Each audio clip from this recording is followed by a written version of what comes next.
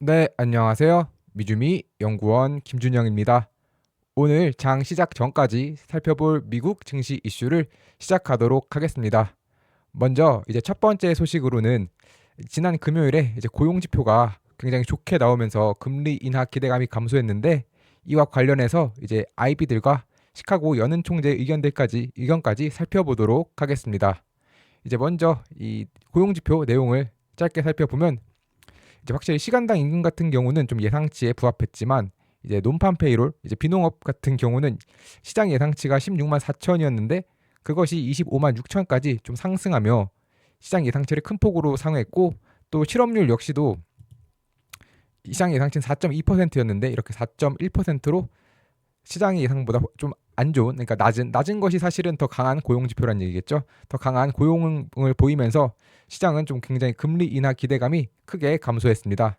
네, 이제 연준의 금리 예상을 좀 살펴보면 2025년 연말까지 금리 예상치에 대해 분명 한 달 전까지는 한 연말에 2025년 연말에 3.71%가 될 것이다라고 전망을 했었는데, 이것이 시간이 지나면서 계속 오르면서 이제 목요일 고용지표가 발표되기 전날이었죠. 전날에는 2025년 연말 3.915%를 예상했고, 또 이제 결국 고용지표가 나오고 난 다음에는 이렇게 연말 금리가 4%를 상회할 것으로 지금 전망을 했습니다.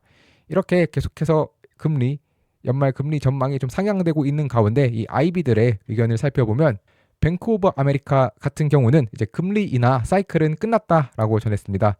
뱅크 오브 아메리카는 2025년 2회 금리 인하를 전망했는데 이번 고용 데이터 발표 이후 이 전망을 변경했습니다. 이제 뱅크 오브 아메리카 같은 경우는 인플레이션이 현재 연준의 목표치를 상회하고 있고, 또 이 중앙은행의 2025년 자체 전망은 인플레이션 기대치와 위험이 상승으로 치우쳐져 탄력적인 노동시장을 고려할 때 이제 연준의 금리 인하 사이클은 끝났다라고 자신은 생각한다라고 이 의견을 전했고요.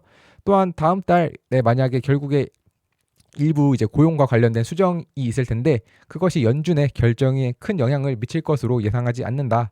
현재 미국의 경제 활동은 견고하고 이에 따라서 추가적인 양적 완화를 할 이유는 없다라고 하며 이렇게 이제 더 이상 연준의 금리 인하는 없을 것이다라는 의견이었습니다. 또한 이제 골드만삭스 역시도 이와 관련해서 조금 더 이제 부정적인 의견을 전망했는데요. 골드만삭스는 지난 FOMC 이후에도 시장이 이제 다 금리 인하는 2회만 할 것이다라고 전망할 때 3월, 6월, 9월 이렇게 3회 금리 인하를 전망했었습니다.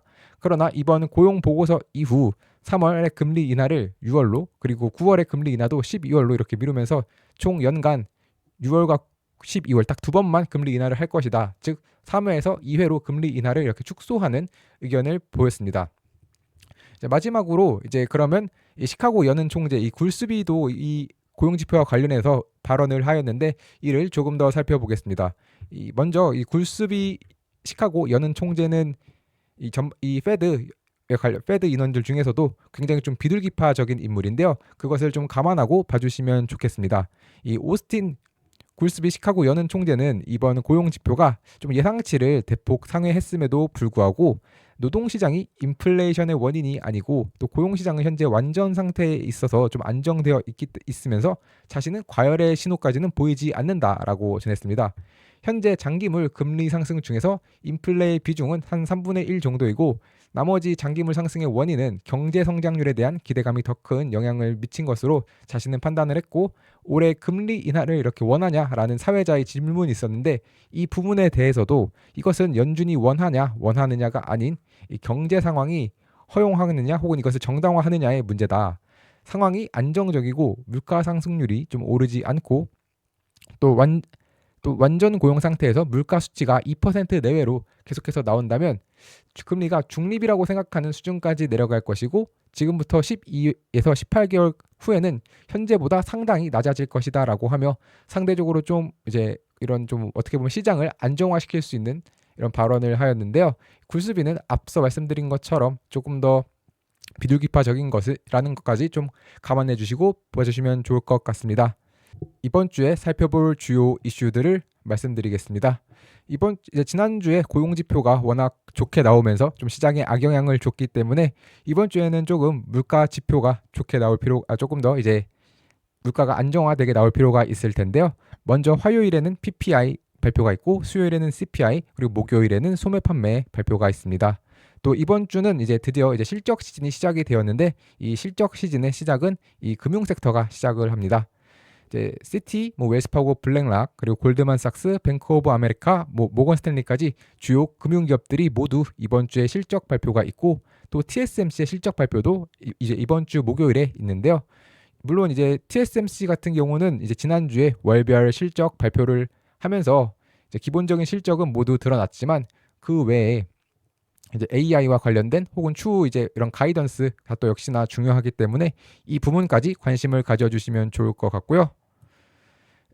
조금 더 이제 말씀을 드리면 특히나 이제 지난 금요일 이제 미시간 소비자 심리 지수에서 1년 기대 인플레이션이 3.3%로 직전 이제 2.8%보다 0.5% 포인트 상승했기 때문에 또 이번 물가 발표가 좀 중요해진 점까지 확인해 주시면 좋겠으며 이번 S&P 500 실적 추정치 리비전을 조금 살펴보면 이 섹터별로 봤을 때 가장 긍정적으로 섹터가 변한 것은 이제 소재 섹터였습니다. 소재 섹터 같은 경우는 전체 82.7%가 이렇게 긍정적으로 변한 것을 확인하실 수 있고요. 반대로 이제 가장 부정적으로 실적이 변화된 것은 이제 유틸리티 섹터입니다. 이번 주에 주로 실적을 발표하게 될 금융 섹터를 살펴보면 금융 섹터 같은 경우는 전체 47.1%가 긍정적으로 이렇게 실적 추정치가 상향되면서 어떻게 보면은 약간은 좋지 않다고 말씀드릴 수 있겠습니다. 왜냐하면 반대로 52.9%는 실적이 하향 추정이 되었기 때문인데요. 다만 조금 더 이 부분에서 살펴볼 점은 S&P 500 전체 실적 변경이 915회였는데 그 중에서 348회가 이 금융 섹터였습니다. 그만큼 금융 섹터는 현재 조금 시장에서 굉장히 변동성이 클 것으로 전망이 되고 있기 때문에 이번에 조금 실적 추정치가 물론 S&P 500 중에서는 이제 하향한 것이 더 많다고 해도 한번 이번에 실적이 실제로 하향이 돼서 나올지 한번 살펴보실 필요가 있겠습니다. 마지막으로 이제 네이버 프리미엄 컨텐츠와 관련해서 지난주 이제 CES 2025가 시작이 됐죠. 이 CES 최고 혁신상 수상이 누군지 좀 궁금하시다면 이 CES 2025 최고 혁신상은 누구에게를 좀 살펴보시면 좋겠고 또 이제 FOMC 의사록이 또 지난주에 발표가 되었는데 이 FOMC에서 나왔던 여러 가지 의견들 특히나 또 연준 위원들은 이제 현재 미국이 좀 경제가 강하기 때문에 조금 더 살펴볼 여유가 있다 이런 발언도 있었는데 이와 관련해서 좀 FOMC 의사록을 살펴보시고 싶으시다면 이것도 참고하실 수 있겠고 마지막으로 또 이제 지난주 CES에서 젠슨왕 양자 컴퓨팅 발언 이후 특히 이제 아이온Q 세배 레버리지 ETP 같은 경우는 상장 폐지까지 됐는데요. 이런 젠슨왕의 양자 컴퓨팅 관련 발언과 또 이와 관련해서 다른 마이크로소프트나 아니면 D-Wave 컴퓨팅 같은 경우도 이와 관련돼서 발언을 하였는데 이러한 발언 그리고 전반적인 영향까지 좀 살펴보시고 싶으시다면 이 네이버 프리미엄 컨텐츠를 확인해 주시면 좋겠습니다. 네, 이제 이상으로 오늘 장 시작 전 살펴볼 미국 증시 이슈를 모두 마치도록 하겠습니다. 감사합니다.